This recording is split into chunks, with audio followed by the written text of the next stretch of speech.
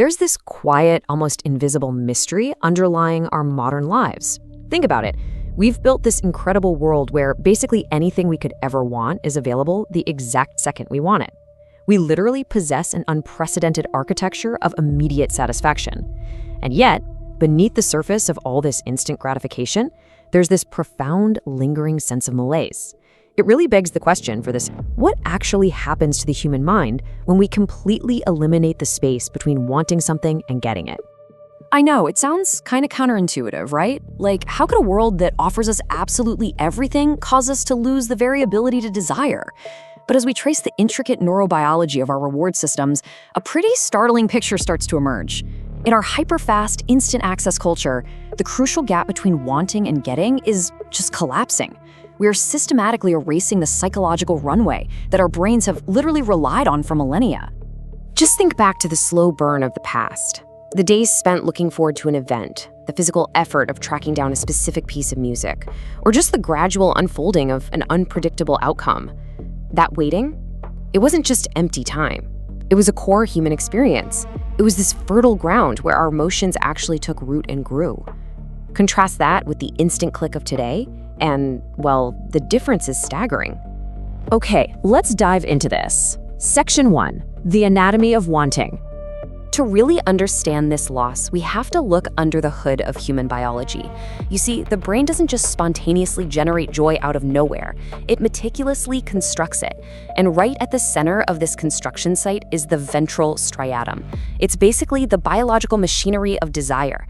It takes sensory information, emotional context, memories, and weaves them all together. It turns out our brains are quite literally wired to anticipate a reward far more intensely than they are wired to just sit there and receive it. And this machinery doesn't work alone. It's supported by this massive interconnected architecture of anticipation. You've got the orbitofrontal cortex constantly calculating the value and probability of a reward. Then the anterior cingulate cortex steps in to monitor the effort it's going to take. Meanwhile, the amygdala and hippocampus are piping in deep personal emotional context. This whole complex network is firing intensely, building up an immense reservoir of anticipation, long before you ever take a single physical action. So the crucial point is that this anatomical feed-forward process requires one absolutely essential ingredient: time.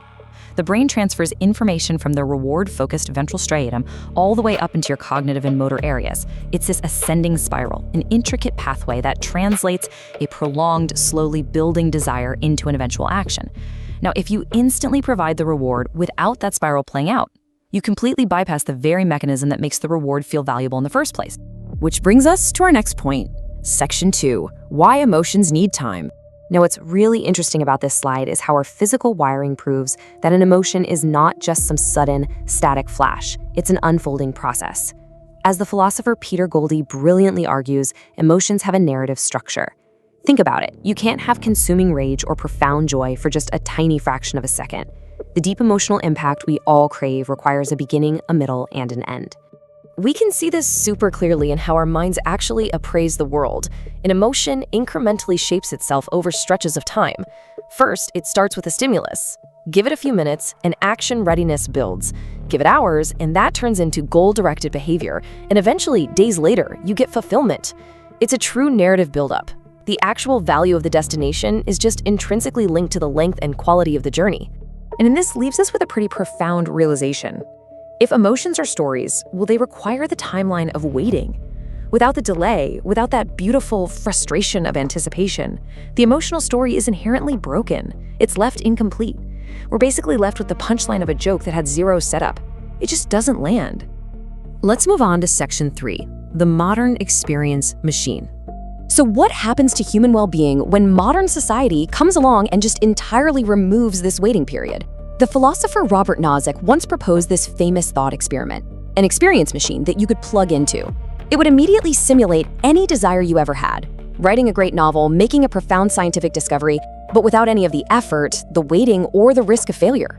Nozick argued we wouldn't actually want to plug in, because deep down we inherently desire to actually do things, not just experience simulated endpoints. And this brilliantly illustrates our current reality, because modern technology has effectively built this machine all around us. Just compare the traditional reality of our ancestors against our shiny new reality of instant access. Traditional, instrumental action relies heavily on that slow burn, evaluating, planning, anticipating, and waiting.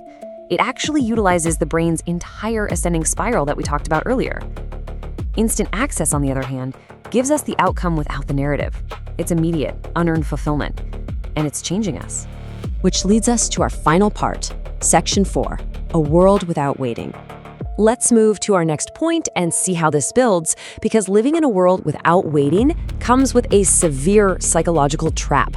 Psychology tells us that our emotions rely on what's called a biological comparator system.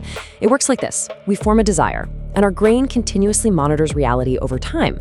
When reality finally aligns with that desire, boom, a powerful fulfillment signal, which we experience as pleasure, is generated. We biologically need that vast empty space between the inception of a desire and the reality of its fulfillment to truly feel it. And honestly, this is the tragic irony of the paradox of hedonism. It basically states that if you consciously and directly try to maximize your own pleasure, you're almost guaranteed to fail. True pleasure is most effectively pursued indirectly. It's a byproduct of engaging in meaningful narratives over time. By constantly, directly feeding ourselves instant pleasure and skipping that indirect, messy buildup of anticipation, we are actually causing a massive emotional flattening in ourselves.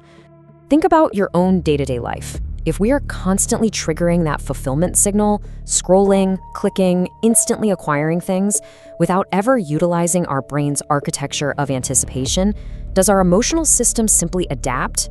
Well, the evidence strongly suggests it does. We're experiencing a widespread collapse of patience and a severe decline in deeply felt excitement. It's novelty overload. When you have constant access to absolutely everything, suddenly, nothing feels truly special anymore. By culturally and technologically eliminating the waiting, we aren't actually making our lives richer. If anything, we're short-circuiting our brain's evolutionary ability to truly experience the emotional weight of life. We are quietly, almost imperceptibly, deleting the space where desire lives. And in doing so, we're depriving our neural pathways of the vital time they need to assign deep, profound value to our experiences. The human brain fundamentally requires the slow ascending spiral of anticipation. A life well lived is one of meaningful pursuit, not just immediate attainment. So I want to leave you with this final thought. If an emotion is inherently a story that requires time to unfold, what happens to our humanity when we skip straight to the very end?